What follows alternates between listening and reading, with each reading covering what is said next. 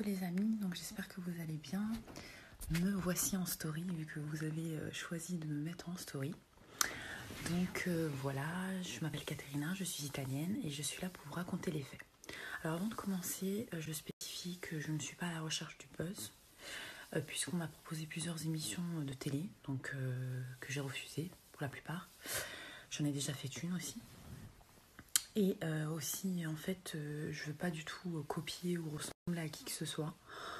J'ai ma propre personnalité, donc voilà, ça c'est des fausses informations de Moutstat qui assume pas ce qu'il a fait, du coup il essaie de me trouver en fait des défauts, tout simplement. Donc j'espère que vous allez pas le croire et que vous allez écouter ce récit. Donc pour ceux qui ne sont pas intéressés par cette histoire, je vous conseille de passer à autre chose. Et sinon pour les autres c'est tea time parce que ça risque d'être un tout petit peu long.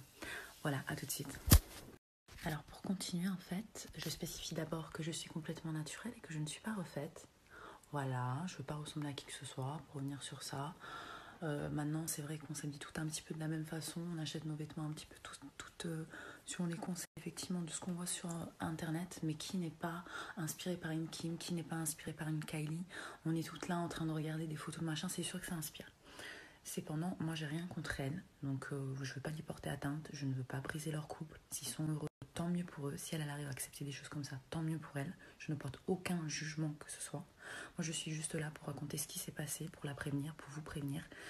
Et voilà. Donc ce qui s'est passé, c'est qu'en juin, je l'ai écrit sur Instagram pour lui apporter mon soutien par rapport à tout ce que les gens disaient sur lui. Parce que souvent on accuse les victimes et on a tendance à défendre les bourreaux. Donc moi j'étais persuadée qu'en fait elle leur racontait n'importe quoi pour le descendre, mais qu'en fait lui il avait raison. Bref, du coup là c'est engagé une conversation en fait où il m'a dit qu'il me trouvait très belle, où il m'a dit que les Italiennes c'était les plus belles femmes du monde en fait, et qu'il était très intéressé par moi, très intrigué. Donc je lui ai dit bah écoute, si tu veux on peut aller boire un verre en tout bien tout honneur quand tu auras le temps. Voilà. Il m'a dit qu'il était célibataire en fait, qu'il était plus avec elle depuis le 25 juin. Donc moi je voyais pas trop de mal à ça quoi. Donc bon. Suite à ce message, il m'a plus répondu et il m'a rajouté sur Snapchat 5 jours après avec son vrai compte en me disant qu'en gros, en me faisant des avances de fou quoi. Genre ouais, tu me plais de fou, j'aimerais trop te voir, quand est-ce que tu es sur Paris, dis-moi quand est-ce qu'on peut se voir, etc. Donc moi j'étais charmée. On s'est eu aussi au téléphone sur Snapchat. Il a été très charmant, très doux, très délicat avec moi. Il m'a assuré que voilà, il était plus du tout en couple, qu'il avait plus du tout de sentiments pour elle, que moi j'étais son style de femme, etc., etc. Donc du coup, ce qui s'est passé, c'est que moi en fait, n'étant pas à Paris, j'étais en vacances à la mer. J'ai dit bah écoute, pour le moment je ne suis pas là, donc on se verra quand je remonterai sur Paris. Le prenant mal, il m'a plus répondu pendant une semaine. Au bout d'une semaine, il m'a réécrit sur Snapchat pour me dire voilà, j'insiste sur le fait que je suis célibataire, donc quand est-ce que tu es sur Paris? Il m'a envoyé aussi des photos de lui un petit peu olé olé. Et j'ai dit mais pourquoi tu m'envoies ces photos là? Il me dit non mais t'inquiète, c'est pas pour coucher avec toi, c'est juste pour te faire fantasmer parce que je pense bien que t'es attiré par moi. Bon, soit, il m'a dit que lui pour coucher avec une fille il fallait beaucoup de temps, qu'il avait besoin vraiment d'avoir une accroche cérébrale avec la fille et que étant donné que bon on s'était jamais vu, je craignais rien. Donc voilà, donc du coup il y a un moment où je suis remontée sur Paris et il l'a vu sur mes snaps. Donc du coup il m'a dit écoute, si tu veux on se voit demain. J'ai dit ok, et plus rien. Donc le lendemain matin vers 8h, il m'envoie un message sur Snap et il me dit ouais t'es bien arrivée et tout. Et en fait j'étais arrivée chez ma famille, à côté de Paris, en fait à une demi-heure au sud de Paris. Et il me dit bah écoute ça tombe bien, je suis à côté. Je lui avais déjà dit, je l'habitais de base. Et comme par hasard il était à côté. Et il me dit ouais mon frère en fait il habite à côté, donc à Seine-Port. Et en fait j'ai dû faire des travaux chez lui hier soir, donc du coup j'ai dormi chez lui, c'est pour ça que j'étais à côté. Donc est-ce que je peux venir chez toi, dans ta maison et tout, pour qu'on puisse se voir? J'ai dit non, je t'ai jamais vu, je te connais pas, donc comment te dire, non ça va pas être possible. En plus il y avait ma famille, etc. Donc du coup on décide de se voir dans un endroit absolument inconnu, donc où je dirais même un endroit neutre en fait, où en fait il sache pas où je suis et en même temps lui je sais pas où il était non plus quoi. Donc on s'est retrouvé ce fameux jeudi ou vendredi 23 août, entre 10h et midi et demi, où il a essayé de me sauter dessus sans machin, où il m'a embrassé. Et surtout, il m'a fait des propositions plus que bizarres. Je ne vais pas rentrer dans les détails, mais bon, bref. Et ensuite, il a commencé à discuter avec moi, en fait, à me faire des révélations. Je sentais qu'il en avait gros le cœur, gros la patate. Il a commencé à me parler de Mila, de sa relation avec elle, en fait, et à me dire toute la vérité, selon ses dires, en tout cas. Où, effectivement, elle l'aurait manipulé, elle l'aurait utilisé, que c'est une ancienne cocaïnomane, une ancienne escort girl, où lui, il a sorti la tête de l'eau, l'a aidé financièrement et moralement également. Il m'a dit qu'en fait, elle avait... Donc voilà, je vous disais. En fait, soi-disant qu'il l'aurait sorti à la tête de l'eau, en fait. Et du coup, il l'aurait aidé de mille façons et qu'elle a fait que le trahir, notamment, non mentir. Elle aurait dormi avec Julien Bert.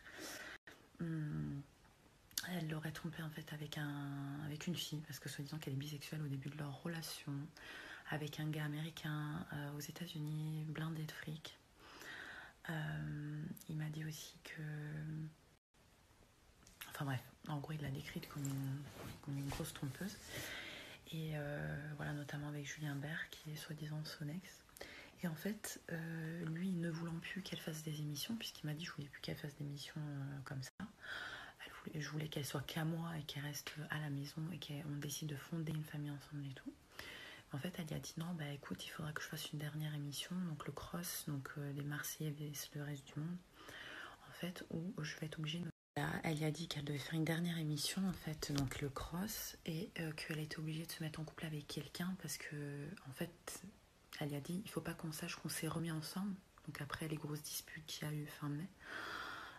Faut faire croire aux gens qu'on est toujours séparés, que je suis célibataire, parce que j'ai besoin d'intégrer l'émission en tant que célibataire pour attirer du public et faire des vues par rapport à mes soi-disant histoires d'amour. Donc d'abord, elle lui aurait dit qu'elle devait faire semblant avec Ilan, mais Ilan, étant donné qu'il arrivait trop en retard dans l'émission, elle a décidé de jeter son dévolu sur Naka.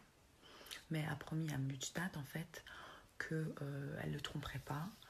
Lui, il l'a appelé plusieurs fois pendant l'émission. Bon, elle ne pouvait pas répondre, mais apparemment, elle y a répondu les dimanches. J'ai bien compris. Non, mais t'inquiète, je t'expliquerai plus tard.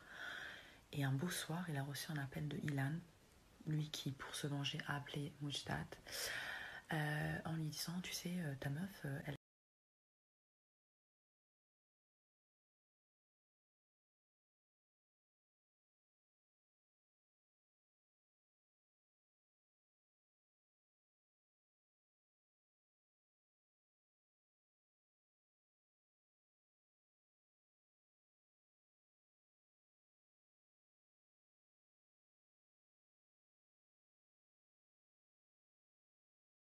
Salut les amis, j'espère que vous allez bien. Donc je vais continuer mes récits.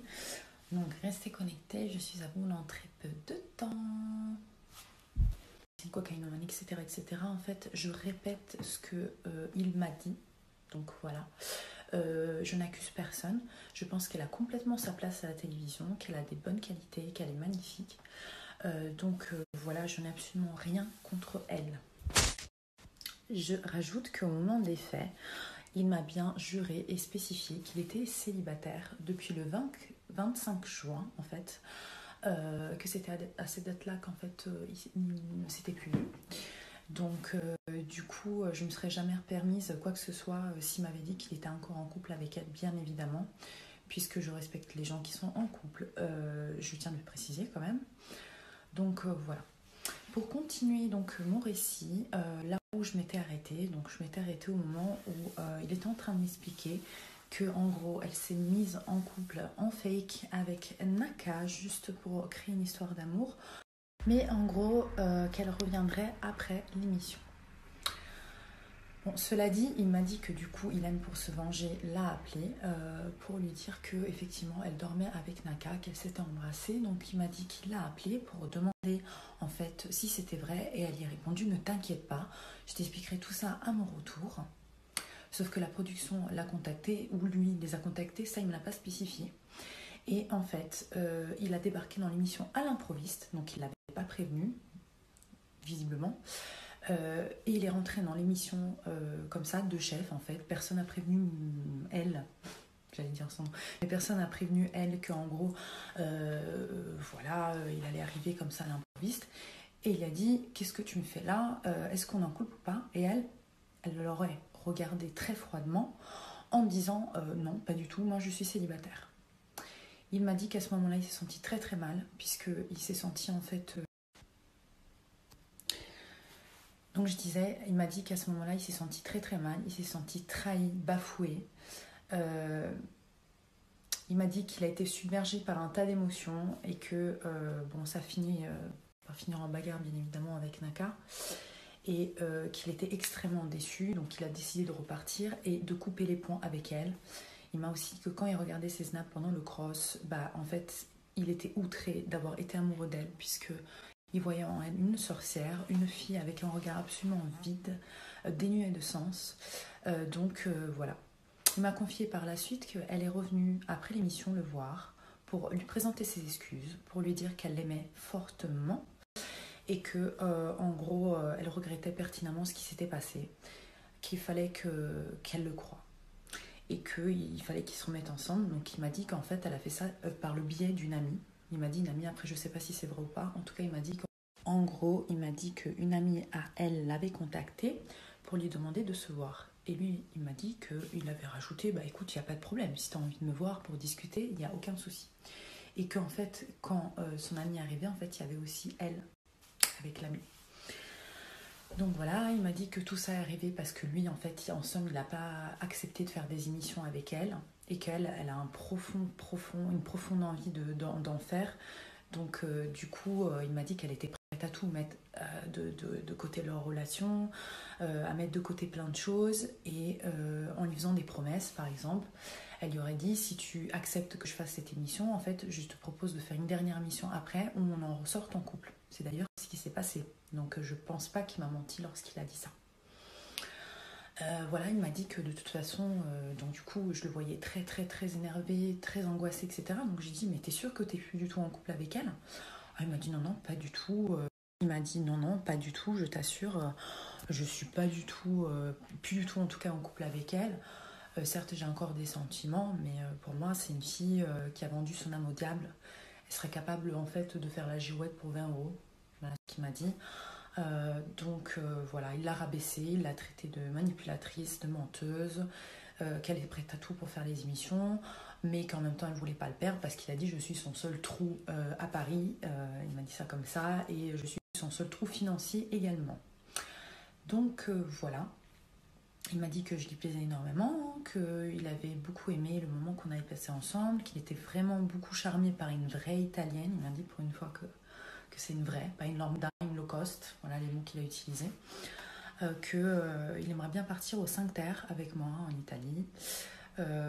Voilà, il a été très charmant en tout cas à ce moment-là, il avait l'air sincère, c'est ça qui me déroute en fait, c'est qu'au moment des faits, il avait l'air complètement sincère.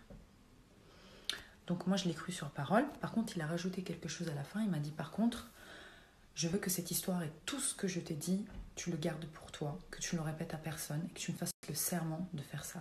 Alors oui, je l'ai fait le serment, effectivement, je l'ai promis de rien dire. Au final, j'ai menti, puisque je vous avoue tout. Mais en fait, tu peux pas demander à une fille d'être loyale, puisqu'après, quand il est parti, en fait, il m'a dit, j'espère sur Snap que tu es une fille loyale et que je peux te faire confiance. Tu peux pas demander à une fille d'être loyale si toi-même, tu n'es pas loyale. C'est un peu compliqué. Donc, ensuite, après toutes ces belles paroles, en fait, moi j'avais un rendez-vous à 14h30, lui de même.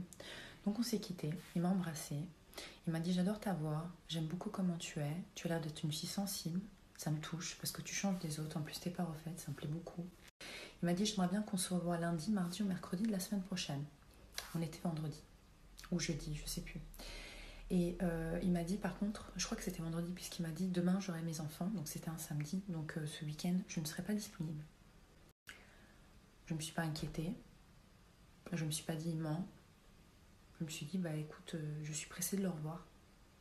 Le croyant sincère, bien évidemment. Le lendemain, je regardais des snaps d'une certaine M voilà, dans lesquelles elle dit Back to Paris from Marrakech. Donc en gros, elle revenait de Marrakech pour aller à Paris. Et on voit ses snaps clairement où elle filme l'Arc de Triomphe.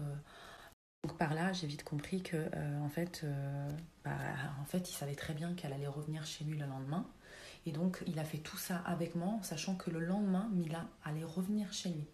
C'est quand même super culotté, blessé, parce que moi, je me suis doutée assez rapidement qu'il y avait anguille sur roche. Bon, après, je me suis dit peut-être qu'elle est chez une copine, mais j'y croyais moyennement. Et là, je pense qu'il a dû escogiter avec elle son fameux plan pour les princes et les princesses, où ils ont fait semblant qu'il y a ou les cœurs brisés, ou les princes et les princesses, où on aura un conseil conjugal et on se remettra ensemble. Peut-être. Mais toi, tu me plais, donc ça me fait douter. Voilà ce qu'il m'a dit. Bon, moi, étant naïve, étant une petite Bambi, ben, je l'ai cru. J'ai dit non, mais de toute façon, il fera pas l'émission. En fait, il me dit ça comme ça. Et puis voilà. Par contre, j'ai remarqué qu'il y a quelque chose qui l'avait déstabilisé lorsque je lui avais avoué que j'avais été contactée pour faire exactement les mêmes émissions.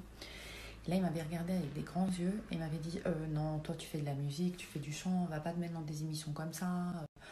Euh, Moi, je l'avais regardé, j'ai dit ah bon, pourquoi? Bah, parce qu'ils utilisent les gens et tout. Donc, moi, je pense pas que ça soit intéressant pour toi. Tu devrais plus te concentrer sur des choses musicales. Soit. Mais en fait, dans ma tête, je me suis dit en fait, le mec, il est déjà au courant qu'il va avoir elle demain, qui vont faire l'émission ensemble. Donc, il est juste en train de se pisser dessus parce qu'il a peur que moi j'y sois, tout simplement. Il m'a dit par contre, si jamais on se croise, mais tu me fais la bise et tu fais semblant de pas me connaître surtout. Hein. Je dis mais pourquoi? Il me dit parce que si elle est là, ça va créer un scandale. Et ni toi ni moi voulons que ça crée un scandale. Voilà. Si j'avais accepté de le voir toutes les fois où il me l'a demandé, on serait certainement vu des centaines de fois. Et donc, il aurait trompé, parce que visiblement, il était... Moi, je suis pas sûre de ça, mais visiblement, il était en couple avec elle au moment des faits. Il aurait trompé sa femme, son amour, combien de fois? Heureusement, je me dis dans ma tête quand même, que le destin m'a bien guidée et m'a fait croiser sa route que peu de fois, en fait. Parce que même moi, je me serais sentie bafouée si la chose... voilà, déjà que je me sens bafouée maintenant, donc figurez-vous si je l'avais vu des centaines et des centaines de fois. Bref, mis à part ça, après cette fameuse rencontre, donc du coup il m'a envoyé des snaps, genre j'espère que t'es une fille loyale, avec des mains qui se serrent, moi je suis croyant. Voilà, il m'a dit quoi d'autre? Il m'a envoyé des snaps en fait vers minuit, 1h du matin, en voyant des clins d'œil, des coucou ça va, désolé